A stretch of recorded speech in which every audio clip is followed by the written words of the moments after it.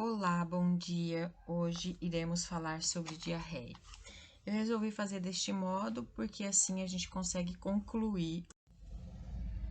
Bom dia, boa tarde, boa noite. Hoje nós vamos falar sobre diarreia, né? Então, o que é a diarreia? Ela consiste no aumento do número de evacuações. As fezes não necessariamente são líquidas e com a presença de fezes amolecidas ou inclusive líquidas nas evacuações. Então, é interessante a gente colocar isso porque às vezes quando a gente fala em diarreia, automaticamente vem no nosso pensamento que as fezes estão líquidas, né? E não necessariamente isso é o necessário. Às vezes a pessoa está tendo uma evacuação muito maior do que o volume diário e isso já é considerado uma diarreia. Por exemplo, ela evacua, né? Ela tem as fezes dela uma vez, um dia sim, um dia não. E de repente ela começa a evacuar três vezes ao dia, todos os dias. E aí ela começa a se sentir fraca, começa a ter dor ou coisas assim. Então já é uma característica da diarreia. A diarreia ela pode ser por má absorção ou também pelo aumento da secreção do tubo digestivo de água e eletrólitos e de nutrientes em proporção de intensidades variadas. Qualquer alteração, então, desse hábito intestinal para evacuação com mais frequência, ela é considerada um pouco de diarreia. Não é claro que, tipo assim, ela fazia uma vez ao dia, agora está fazendo duas vezes ao dia, mas ela também aumentou a ingesta alimentar consideravelmente. Então, não é por esse motivo, tá? Então, é quando tem uma diminuição da consistência e aumenta o volume e o conteúdo fica mais fluido, né? E o aumento do número das evacuações. Isso é significativamente importante. Bom, a gente pode classificar ela como aguda, persistente e crônica. O que diferencia? A aguda é aquele processo que dura até no máximo 14 dias. O que é uma diarreia aguda? É você comer alguma coisa contaminada, ou você se sentiu indisposto, ou usou algum tipo de medicamento que fez com que tivesse um processo de diarreia momentâneo. A persistente. A persistente é quando eu tenho uma diarreia e ela começa a durar mais do que os 14 dias. Então, eu começo a ter outros problemas associados a isso. Às vezes, a desidratação, uma perda, né, significativa de líquidos corporais. E aí, eu começo a preocupar, que ela pode ser um sintoma ou pode ser uma patologia. E a crônica? A crônica é quando ultrapassa 3 semanas, então dá mais que 21 dias e eu tô tendo diarreia com certa frequência, e mesmo quando ela não acontece durante todo o momento, mesmo ela acontecendo, por exemplo, 3 vezes na semana com diarreia e depois eu volto a melhorar, depois diarreia de novo, aí eu tenho que tomar alguma coisa para ela ser estacionada, ou eu até começo a ficar viciada em medicamentos que induzem essa parada da diarreia, né? Então, isso também pode ser um problema de uma cronicidade. E aí, ela pode ser sim, vai estar bem claro que ela vai estar como característica de uma doença que está acontecendo. Como a gente viu, a doença de Crohn, a síndrome do intestino irritável, todas essas têm a ver com diarreia. Então, a gente também pode pensar que pode ser já uma dessas doenças, tá ok? A diarreia crônica, ela também pode ser classificada por 3 tipos. Ela pode ser osmótica, secretória e inflamatória. O que diferencia cada uma? Então, a osmótica é aquela que você não absorve. Então, imagina que você fez um procedimento cirúrgico, tirou um pedaço do intestino e tudo mais. Durante aquele processo de adaptação corporal, ela pode fazer uma má absorção intestinal, né? Ou então na cirurgia bariátrica, por exemplo, que tira um pedaço do intestino. Quando se tira esse pedaço do intestino, vai ter uma absorção, então as fezes vão ser eliminadas com mais rapidez. A secretória é quando aumenta a secreção do meu organismo. Então, eu aumento a secreção de enzimas, água, eletrólitos, e por esse motivo eu começo a ter uma diarreia por um excesso de líquido indo para o meu intestino. E a inflamatória é quando ela vem com uma inflamação, com uma infecção, ou com uma síndrome, por exemplo, a salmonelose, né? Quando eu tenho essa inflamação, aí eu vou ter uma bactéria e aí eu vou ter isso com mais frequência, ou também como acontece na doença de Crohn, na doença inflamatória do intestino.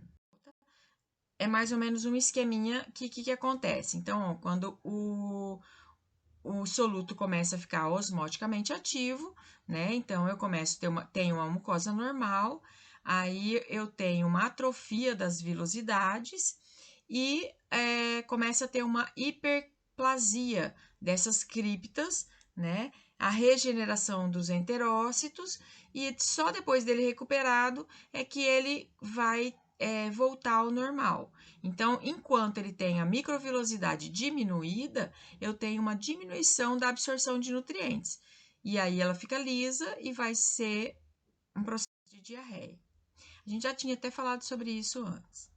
E aí o processo também pode ser fisiopatológico, né, do secretório, quando a toxina aumenta o receptor da adenilciclase, e aí eu começo a ter uma secreção a mais. Então eu tenho provavelmente o meu ATP está fazendo as vilosidades aumentarem, ao bloqueio de bomba de sódio, a inibição e absorção de água, a inibição dessa absorção de água, e por conta da não absorção, eu tenho uma diarreia porque eu tenho uma quantidade excessiva de líquidos e solutos dentro do meu organismo. Ou então, por conta do AMPC, quando aumenta as criptas, né, e uma ativação da bomba de cloro, e também eu começo a ter um aumento da secreção de sódio e potássio na minha cavidade interna, um aumento da minha da água e dos eletrólitos que circulam no intestino, e aí eu tenho diarreia. Então, ela pode ser por conta de ser ativada por a toxina, e que a toxina, o receptor da adenilciclase, que quando a gente tenha a inflamação de qualquer toxina, quando a gente está intoxicado com qualquer alguma coisa, o nosso corpo, a resposta dele é essa. É uma resposta de dar a diarreia para limpar aquilo, para tirar aquela toxina de dentro do nosso organismo. Então, por isso que às vezes nós temos uma diarreia por conta da ingestão de algum alimento contaminado, porque o corpo viu que era alguma toxina, então para eliminar ele foi lá e ele fez um processo para que isso saísse do nosso organismo. Por isso que os remédios que bloqueiam as diarreias são uma coisa ruim, porque quando eles bloqueiam esse procedimento de saída daquilo que é toxina, a toxina vai ficar dentro do organismo. E essa toxina dentro do organismo pode acarretar outros problemas muito maiores. A inflamação, infecção, contaminação e tudo mais, tá?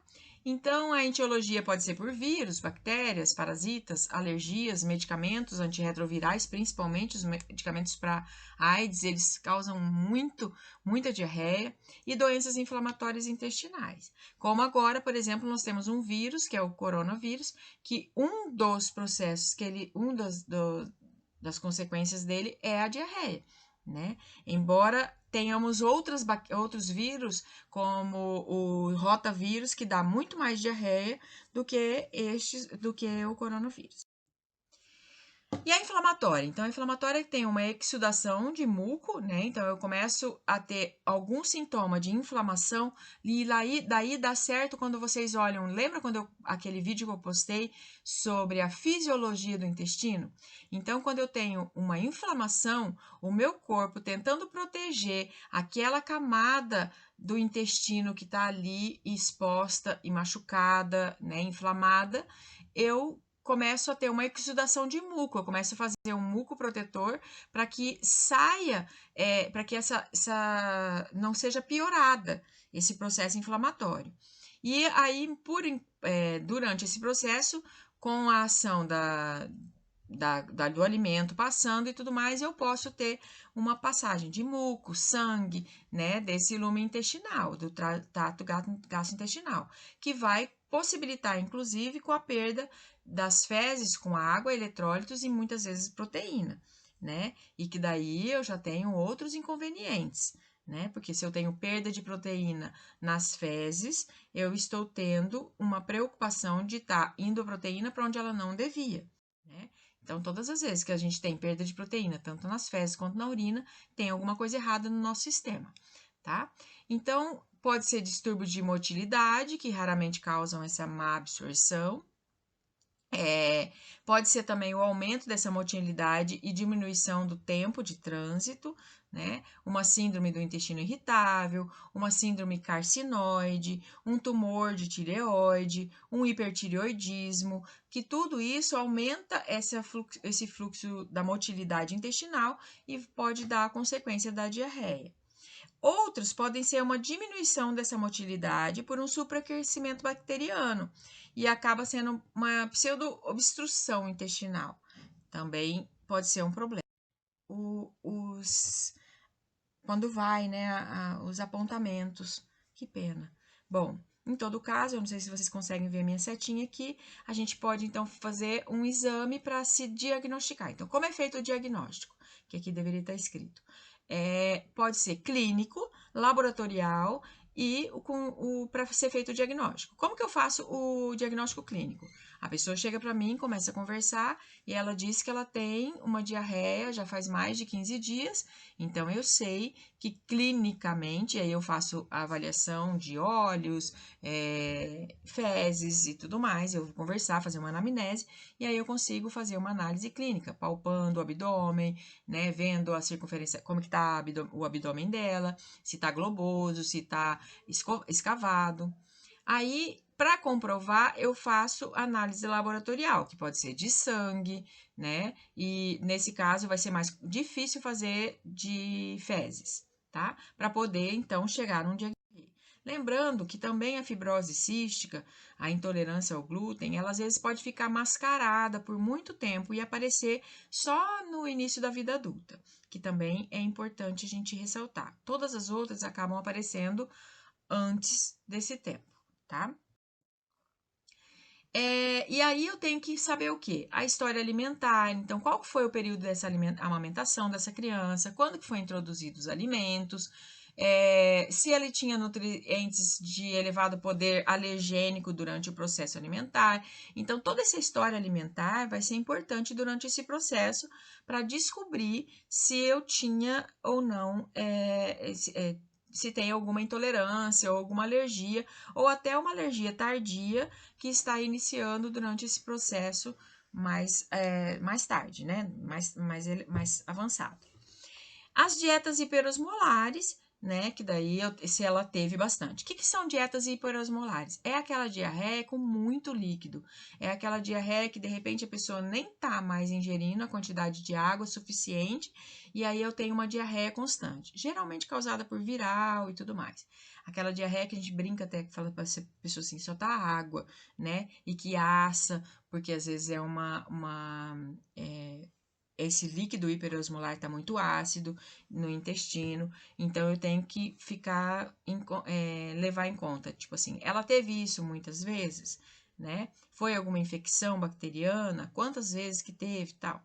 Ou então foi uma ingestão excessiva de líquidos, tinha hidrato de carbono, sorbital, tipo, tinha muito refrigerante, uso de muitos alimentos que são contaminantes, tudo isso eu tenho que fazer um histórico dessa pessoa. E também se ela usa algumas ingestão repetitiva de medicamentos, né? Tantos laxativos. Às vezes a pessoa fica nesse intervalo entre constipação e diarreia. E aí, quando você vai a fundo descobrir, você percebe que a diarreia está proveniente ao uso da medicação para a constipação. Então, às vezes, o problema que ela tem não é a constipação, não é diarreia, a diarreia crônica é uma constipação intestinal e que por conta do uso dos laxativos de forma errônea, ela acaba fazendo esse intervalo de constipação diarreia. Para isso vai ter que desmamar todos esses medicamentos. Então eu tenho que parar de usar todo tipo de medicamento. O organismo vai dar mesmo uma surtada, vai ficar mais constipado por um tempo e depois ela vai ajustar isso com a medicação, com água e com tudo mais. Depois eu tenho que ver se também teve algum uso de antimicrobianos, que podiam alterar essa flora bacteriana, né? Flora intestinal, a microbiota intestinal. Então, ela usou algum antibiótico, estava com, às vezes, uma bronquite, pneumonia, alguma coisa assim, e usou o antibiótico, e durante esse processo do uso de antibiótico é que começou a fazer o processo de diarreia. Então, vamos ver que é possível que aconteça. Os antimicrobianos, os medicamentos, né, antimicrobianos, que são os antibióticos, geralmente causam diarreia. E lembra que eles, além de causar diarreia, eles fazem eles matam quase toda a nossa microbiota intestinal. Então, isso a gente também vai ter que fazer um processo de reintrodução de pré e probióticos para melhorar. A remoção da válvula iliocecal, que também pode acontecer, que então ela teve que fazer uma cirurgia, e por conta dessa cirurgia eu tenho essa remoção da válvula iliocecal. Quem que é essa válvula iliocecal? Vocês lembram? Ela é aquela que segura o alimento, né, o bolo fecal, que ainda não é bolo fecal, né, que é ainda o quimo, até ele entrar no intestino grosso. É quando ele entra no intestino grosso, é que ele vai entrando de maneira regulada, né, para entrar um volume de quantidade adequado para que o organismo consiga absorver a quantidade de água e eletrólitos e formar, assim, o bolo fecal. Quando eu tenho algum problema nesta válvula ou a remoção dela por algum problema de cirurgia e tudo mais, eu vou ter uma quantidade de líquidos, de quimo, indo para o intestino grosso com uma quantidade de líquido muito grande que o intestino não consegue absorver. E por esse motivo, ele pode fazer uma diarreia também. E aí, essa diarreia pode ser crônica. Se ele teve uma ressecção intestinal, né? Então, se teve uma inflamação, né? Se ele tem a síndrome do intestino irritável e aí ele precisou retirar um pedaço, que aquele caso clínico que eu passei para vocês tinha uma ressecção, então era uma pessoa que podia ter uma grande chance de fazer diarreia, e se está fazendo radioterapia. E aí não só necessariamente a radioterapia no aparelho intestinal, mas também uma radioterapia nesse processo de mama e tudo mais, e pode, às vezes, contaminar, né? Passar essa radioterapia e dar um pouco de diarreia. De novo, um slide muito claro. Bom, e aí, o que a gente achou, então, né? Então, por exemplo, as evacuações quanto ao achado, ao local, né, de intestino delgado e intestino grosso, né? E o que mais era comum. Então, por exemplo, no intestino delgado, as frequentes evacuações, ela é pequena, né? O alimento que não está digerido pode estar presente, o volume das fezes é grande, o muco nas fezes está ausente, e o sangue nas fezes também vai estar ausente, pus nas fezes também vai estar ausente, e a distensão abdominal geralmente está presente. Tá? Então, no intestino delgado, ela tem a distensão abdominal. No intestino grosso, as frequências da evacuação são maiores, aí o alimento não digerido não vai estar ausente, né? Porque ele já passou pelo processo do intestino delgado de absorção, né? De quebra e absorção. O volume de fezes às vezes é pequeno, pode estar presente o muco, pode estar presente o sangramento, que daí pode até caracterizar alguma diverticulite, alguma coisa no intestino. O pus também pode estar presente e a distensão abdominal geralmente está ausente, porque daí ele vai se sentir até com o abdômen escavado. Cada vez que ele evacua e as fezes não vão estar tão amolecidas, ele vai estar, às vezes, com sangramento. O diagnóstico, como que ele vai ser feito? Pode ser por teste de hemoglobina, pelos triglicerídeos, pelo colesterol, pela albumina, por exames de sódio, cloro, cálcio, bicarbonato de sódio, ferro e ferritina. Por quê? Porque como que eu faço a análise disso daí? Por exemplo, se eu tenho uma hemoglobina baixa, né? Se eu tô com essa pessoa, tá de repente fazendo anemia, ela pode estar tendo algum problema de má absorção, seja do ferro, seja da vitamina B12, seja do folato, ou se ela estiver tendo perda sanguínea, que também é importante eu analisar a hemoglobina. Se é uma diarreia crônica e tem uma constância, eu posso pensar que pode ser porque ela está tendo uma má absorção da gordura. Que, vocês lembram que eu falei já alguma vez que tem um medicamento que ele ajuda a pessoa a emagrecer e diminuindo a absorção de gordura no organismo. Quando ele diminui essa absorção de gordura, essa gordura vai para onde? Vai para as fezes, porque ela não vai ser absorvida, não vai ter feito as micelas lá para absorção, então eu vou eliminar ela nas fezes. E lembra que as fezes com gordura são fezes espumosas e é chamada de esteatorreia. Tem também a má absorção, porque pode ser uma má absorção por conta dos sais biliares, então ela pode estar tendo uma pedra na vesícula, e aí por isso não está tendo absorção das gorduras, né? Eu posso estar com uma desnutrição grave, e aí eu posso estar perdendo outras coisas, além de proteína nas fezes e mais outras coisas, e consequentemente perda de albumina, e aí então eu tenho a descrição de que ela pode ser uma desnutrição, pode causar até a desnutrição, se eu souber anteriormente. E quando eu tenho uma absorção com perda crônica, eu vou ter a diminuição total desses micronutrientes, né? Que são sódio, cloro, cálcio, né? Esses todos eu tenho que fazer uma análise, que se a diarreia for crônica, eu preciso saber o que pode estar acontecendo. E também porque quando tem uma diarreia com muito sangramento, eu posso ser esse um dos sintomas dessa carência de ferro e ferritina por conta da doença celíaca. Então, é importante também eu fazer esses exames, porque aí eu posso diagnosticar uma doença celíaca tardia, tá? Bom, quais são as recomendações para a diarreia?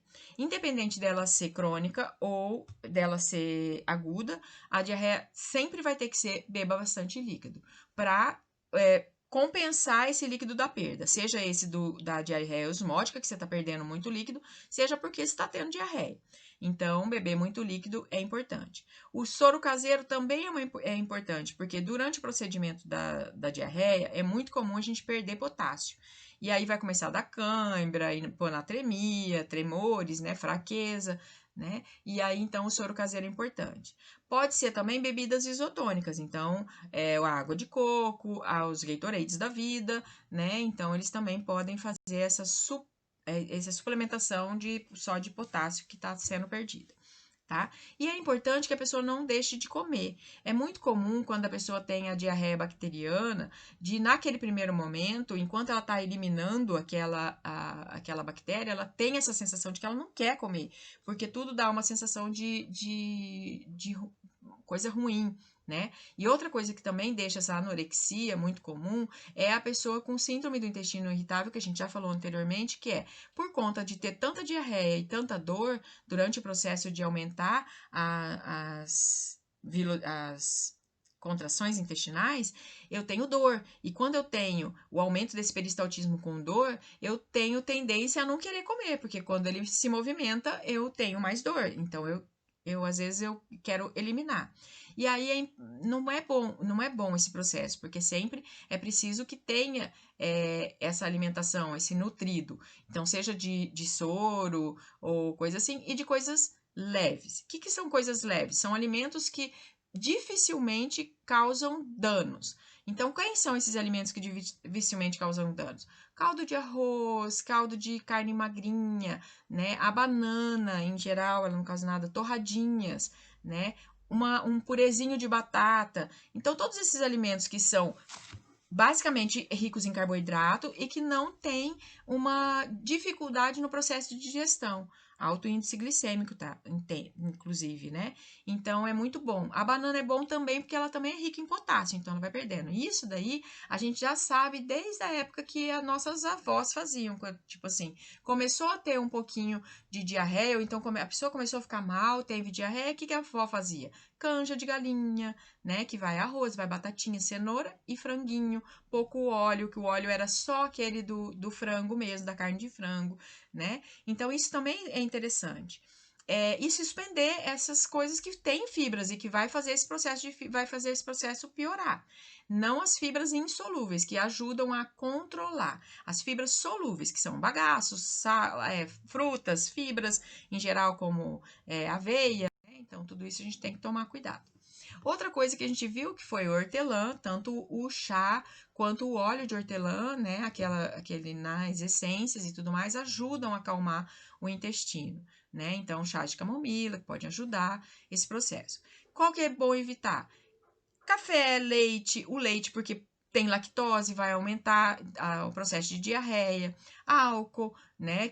Por que o álcool? Porque o álcool, além de tudo, ele é um desidratante poderoso. Então, a pessoa já está sendo desidratada durante o processo de uma diarreia porque está eliminando mais líquido do que deveria. Se ainda consome álcool, é provável que ele vá ficar desidratado. E aí ele pode parar até no hospital para ter que fazer hidratação endovenosa. Que é o que acontece, às vezes, com a pessoa que está fazendo que faz um coma alcoólico, né?